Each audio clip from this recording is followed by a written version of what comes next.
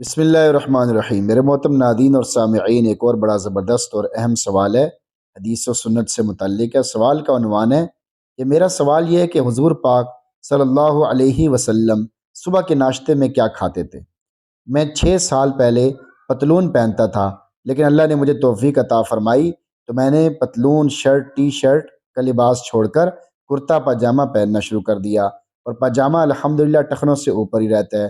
لیکن ایک صاحب کہتے ہیں کہ یہ پاجامہ حضور اقدس صلی اللہ علیہ وسلم سے ثابت نہیں ہے، ثابت لباس تو تہ بند لنگی ہے، اور انہوں نے دعویٰ کیا کہ کوئی بھی صحیح حدیث مل جائے پاجامہ پہننے کے حوالے سے تو پیش کرو۔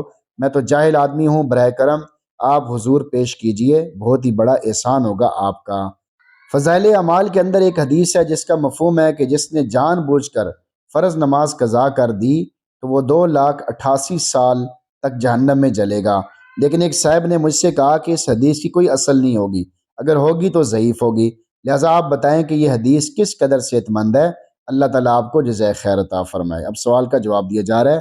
بسم اللہ الرحمن الرحیم۔ عربوں کے یہاں ناشتے کا رواج نہیں تھا، ان کے یہاں صرف 2 کھانے تھے، ایک غدن یعنی دوپہر سے کچھ پہلے کا کھانا، اور دوسرے عشاء یعنی شام کا کھانا، جو عام طور پر عصر کے بعد کھا لیا جاتا تھا۔ آپ صلی اللہ علیہ وسلم کا پاجامہ پہننا تو کسی صحیح روایت میں میری نظر سے نہیں گزرا، البتہ پاجامے کو پسند فرمانا اور اسے خریدنا ثابت ہے، اور چونکہ عربوں میں تہ بند کا عام رواج تھا اس لیے آپ نے اکثر تہ بند استعمال فرمایا ہے۔ اور علامہ ابن قیم رحمۃ اللہ علیہ نے زاد المعاد میں فرمایا آپ صلی اللہ علیہ وسلم نے پاجامہ خریدا ہے، اور ظاہر یہ ہے کہ آپ صلی اللہ علیہ وسلم نے پہننے ہی کے لیے خریدا ہوگا۔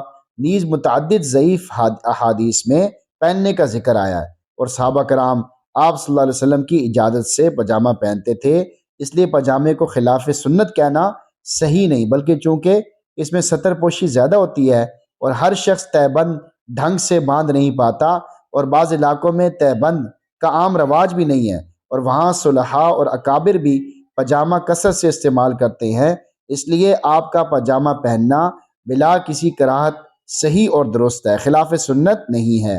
باقی اگر کوئی شخص اتباع سنت میں تہ بند استعمال کرے اور ڈھنگ سے استعمال کرے تو اس کے افضل ہونے میں کوئی شبہ نہیں۔ یہ حدیث اگرچہ ضعیف ہے، یعنی آپ نے بعد میں جو حدیث پوچھی ہے، یہ حدیث اگرچہ ضعیف ہے لیکن اس کے مضمون کی کسی حد تک دوسری احادیث سے تائید ہوتی ہے، جیسا کہ خود فضائل اعمال میں حضرت شیخ الحدیث رحمہ اللہ نے ذکر فرمایا ہے، اس لیے اس حدیث کو سرے سے بے اصل قرار دینا صحیح نہیں۔ فضائل اعمال صفحہ نمبر 231 اور 232 اس میں وہ حدیث ذکر کی گئی ہے، اس سے اس حدیث کی تائید ہو رہی ہے۔ تو اس لیے ہر حدیث کو ضعیف کہہ دینا، بغیر کسی تحقیق کے کچھ بھی کہتے پھرنا، یہ بالکل صحیح نہیں ہے۔ کچھ لوگوں کو تو ہیضہ ہوا ہے، ہر حدیث کو ضعیف بتاتے پھر رہے ہیں، جو صحیح بھی ہیں ان کو بھی غلط بتاتے پھر رہے ہیں، تو اس لیے بہت احتیاط کرنے کی ضرورت ہے۔ جیسے کوئی حدیث صحیح نہ ہو یا روایت غلط ہو، اس کو حدیث کہہ کے بیان کرنا صحیح نہیں ہے، جیسے یہ خطرناک ہے۔